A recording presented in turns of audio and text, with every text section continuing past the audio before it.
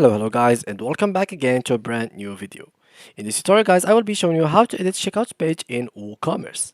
So first of all guys, when you first add your WooCommerce to WordPress, so it will be appearing something like that. For those who doesn't know how to add their WooCommerce plugin to WordPress, you can just go to plugins, add new, and then you can go to here, search for WooCommerce and add it. So it is pretty simple. So you just have to click on install now and then activate it when it is fully installed. After that, you can't really change the checkout page from this menu. So here you can't really change it. There is no actually thing that actually will allow you to change the checkout from here or here.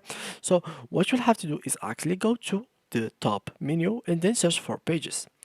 Here guys, you will find cards, checkout, my account, privacy, refund, simple page, and shop. So in this tutorial, we need to go to checkout. And basically guys, let me just go back, or let's go to preview. So let's preview for desktop, a new tab. So that's how a checkout page will look like. So that's how it is looking. Here you can edit if you want to edit it.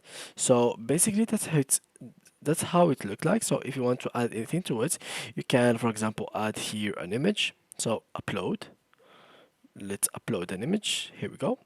We can make it, I don't know, 50%. We can make it a duplicate. You can move it, I guess. You can do whatever you like, basically. So you can make it small, big. You can play with it. You can make columns with it, make it in the middle.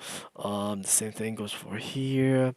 You can make media and text over it. So here you can add the text. So Pringles, something like that.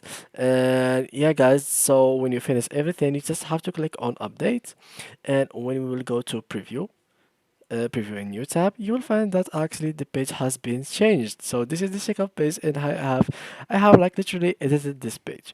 So yeah guys, that's how you can edit the checkout page in WooCommerce. So thank you guys for watching, and see you in the next tutorial.